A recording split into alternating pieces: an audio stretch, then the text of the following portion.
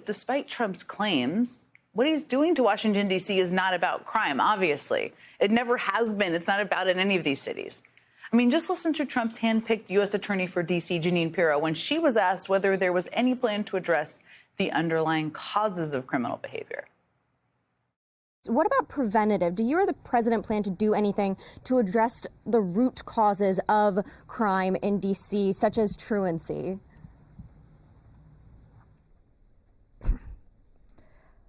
My job is to try to heal the victims and prosecute the criminal.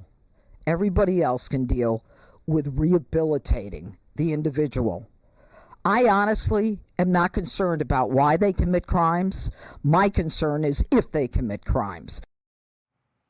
I mean, first of all, why does she look so surprised by the question? It's a very obvious question for someone to ask her. But more importantly, she's not concerned with why people commit crimes, not concerned with addressing the actual root of the problem.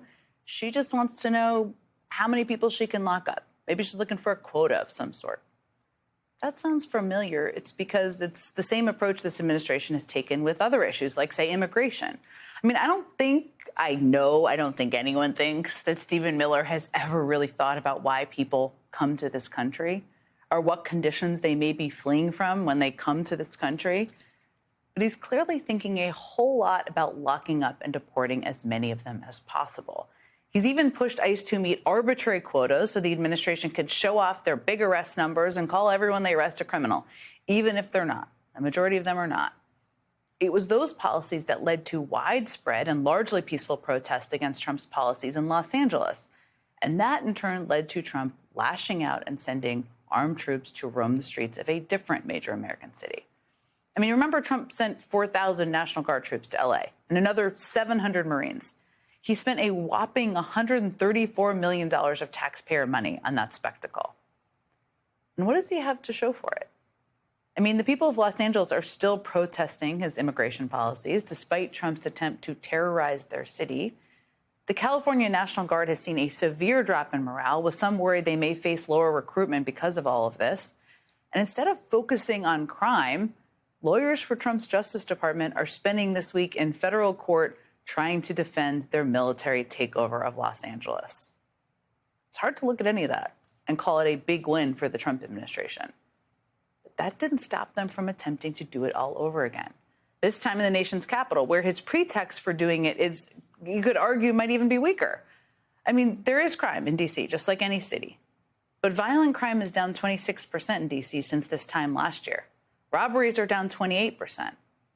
And if Trump really cared about preventing crime, he would not have cut the staff of the Department of Homeland Security's Violence Prevention Office by 20%.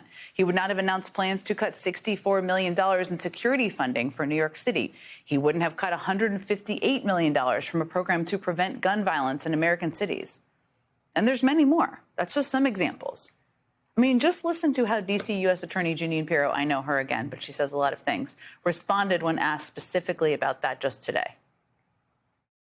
I want you to report on. But this. you said it's guns. You said it's guns on the street that's causing this problem. Are you concerned that the DOJ's funding cuts to gun violence prevention programs undermine the effort? Stop it. We are putting all kinds of resources onto the street.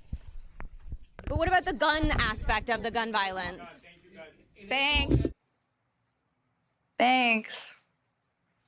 I mean, I guess Jeanine Pirro doesn't want to talk about the role guns play in gun violence, which they play a very big, significant role.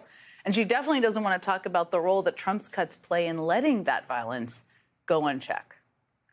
Look, I'm not saying that any of these programs alone are key to ending violent crime in America or in any individual city. But there are real solutions out there.